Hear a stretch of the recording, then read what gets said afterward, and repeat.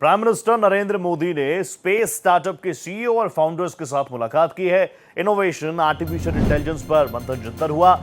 प्रधानमंत्री ने कहा कि दुनिया भारत के स्टार्टअप्स को खोजती है। देश ने स्पेस सेक्टर में बहुत कुछ हासिल किया। भारत में टैलेंट की, प्रतिभा की कोई कमी नहीं है। प्रधानमंत्री ने आप अलग अलग सेक्टर्स में देखिए, ये बात तो है, प्रधानमंत्री जी उन सेक्टर्स को छूने का प्रयास करते हैं। अब एक वक्त था हमारा इसरो कहां से कहां पहुंच गया, चांद की उस ध्रुव तक पहुंच गए जहां पर हमारे अलावा कोई नहीं पहुंचा। और ऐसे में स्पेस रिसर्च में प्राइवेट प्लेयर्स के लिए भी एक शानदार माहौल बनाना, उसके लिए मोदी सरकार प्रतिबद्ध भी नजर आ रही है। सिर्फ विजन ही नहीं बल्कि वो मिशन भी साफ तौर पर नजर आता है, जो भारत सरकार लगातार अपनी पॉलिसीज के जरिए उस एनवायरनमेंट को, उस माहौल को बनाने का काम कर रही है। इसी क्रम में आप देखिए, प्रधानमंत्री ने स्पेस सेक्टर से जुड़ी कई कंपनीज के सीईओ और फाउंडर्स के साथ मुलाकात की। माहौल बहुत शानदार रहा।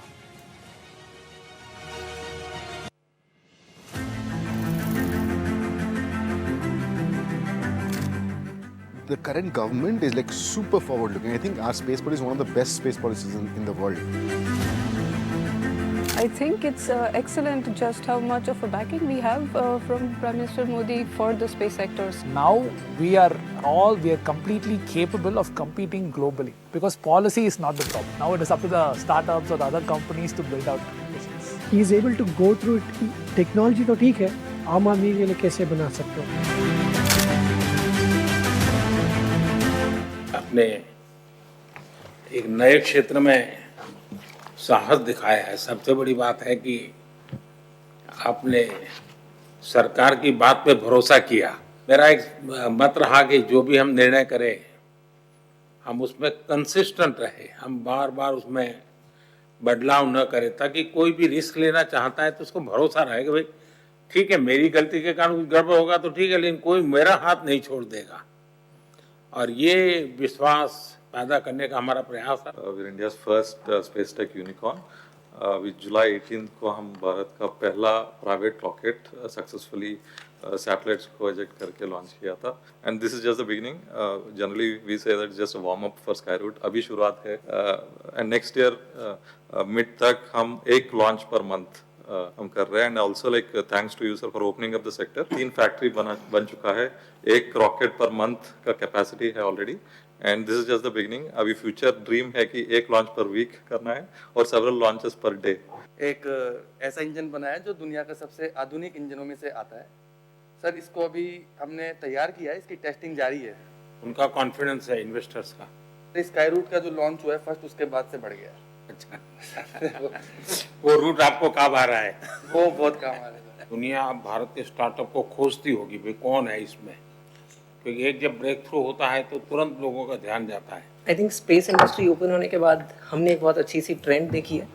हमारे जितने सिटीजन्स यूएस और यूरोप में, वे वापस आके हमारे साथ काम करना चाह रहे हैं। बहुत लोगों को हमें जोड़ना है।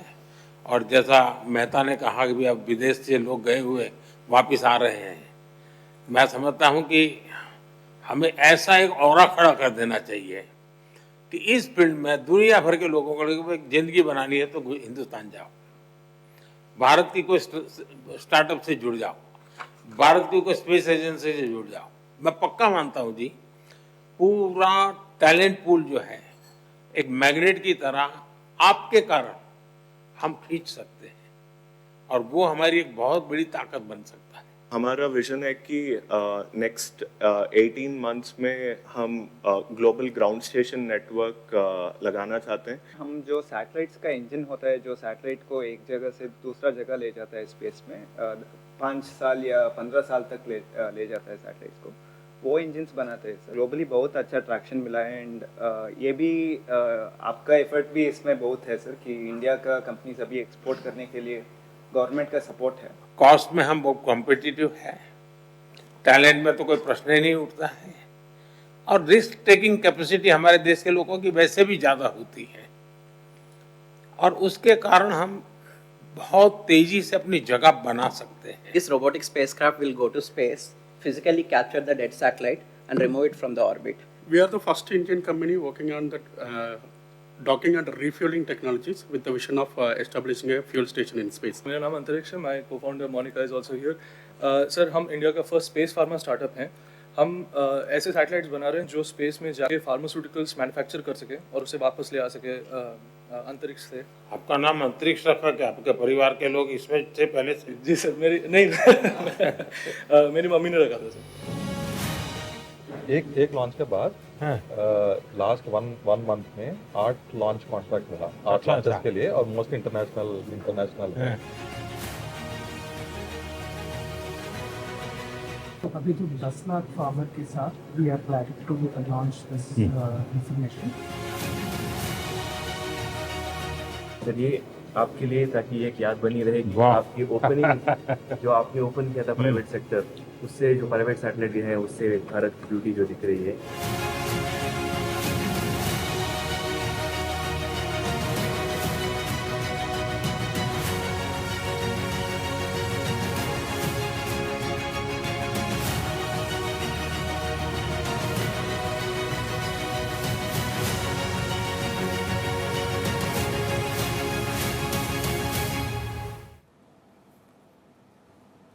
तो प्रधानमंत्री नरेंद्र मोदी को आपने देखा, उन सेक्टर्स को भी छूने का प्रयास कम से कम मोदी सरकार के विजन और मिशन में नजर आता है जो कभी लगता था कि यार बहुत दूर की कौड़ी है शायद भारत के लिए।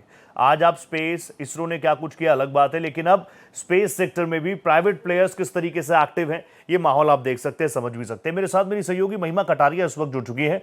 महिमा, माहौल तो काफी शानदार रहा और कहीं ना कहीं मोदी सरकार की प्रतिबद्धता, वो विजन और मिशन सबको नजर आता है। बिल्कुल सही कहा रोहित आपने। प्रधानमंत्री मोदी ने स्पेस स्टार्टअप से कहा कि ऐसा माहौल बनाएं कि दुनिया का टैलेंट भारत की ओर आकर्षित हो। भारत के अंतरिक्ष क्षेत्र में निजी कंपनियों की बढ़ती भागीदारी रोहित अब केवल एक नीतिगत बदलाव नहीं है, बल्कि देश की नई तकनीकी और औद्योगिक क्षमता की तस्वीर पेश कर रही है। प्रधानमंत्री नरेंद्र मोदी के साथ स्पेस के स्टार्टअप के प्रमुखों की बातचीत इस बदलती तस्वीर की कई महत्वपूर्ण झलकियां सामने आई, क्योंकि जब प्रधानमंत्री नरेंद्र मोदी ने इनसे मुलाकात की, इनसे बातचीत की, तो बातचीत में रॉकेट लॉन्च से लेकर अंतरिक्ष में ईंधन स्टेशन, सैटेलाइट निर्माण, स्पेस फार्मा, डेड सैटेलाइट हटाने और ग्लोबल ग्राउंड स्टेशन नेटवर्क जैसे भविष्य के महत्वाकांक्षी लक्ष्यों पर भी जो चर्चा है वो होती नजर आई। प्रधानमंत्री ने कहा कि नए क्षेत्र में कदम रखने वाले उद्यमियों के लिए सबसे जरूरी चीज विश्वास है। उन्होंने कहा कि सरकार जब कोई निर्णय लेती है तो उसमें निरंतर रहना बहुत जरूरी है, ताकि जोखिम जो है वो उठाने वाले व्यक्ति को ये भरोसा हो सके कि यदि अगर उनसे कोई गलती हो जाती है तो सरकार उनके साथ है।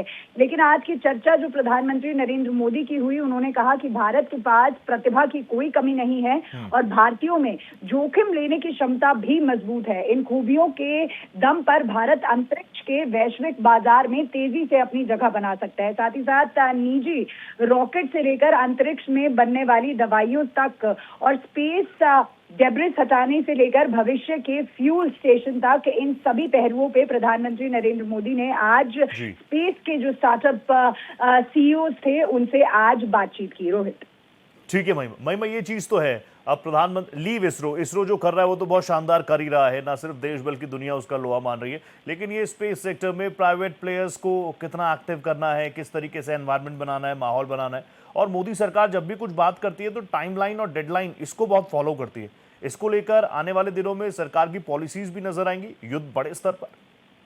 बिल्कुल सही कहा रोहित आपने, क्योंकि जब विजन की बात आती है तो प्रधानमंत्री ने साफ तौर से, अगर हम स्पेस स्टार्टअप के सीईओ की बात करते हैं तो उन्होंने एक जो लाइन बहुत महत्वपूर्ण रही और जो प्रधानमंत्री ने कही कि ऐसा माहौल बनाया जाए कि दुनिया का टैलेंट जो है वो भारत की ओर आकर्षित हो। तो लाजमी सी बात है, जब हम विजन की बात करते हैं, टाइमलाइन की बात करते हैं, तो प्रधानमंत्री के शब्दों में कहें तो निजी क्षेत्र के लिए अंतरिक्ष के दरवाजे खोलने का उद्देश्य सिर्फ कुछ कंपनियों को आगे बढ़ाना नहीं, बल्कि ऐसा पूरा इकोसिस्टम तैयार करना है जो दुनिया के टैलेंट, निवेश और तकनीकी को भारत की ओर आकर्षित कर सके। तो लाजमी सी बात रही कि खाली ये प्राइवेट सेक्टर की एंट्री नहीं, लेकिन भारत को किस तरीके से ग्लोबली स्पेस सेक्टर में भी देखा जाए, इस पर भी प्रधानमंत्री नरेंद्र मोदी ने आज तवज्जो दिया। थैंक यू सो मच महिमा, नजर आप बनाए रखेगा।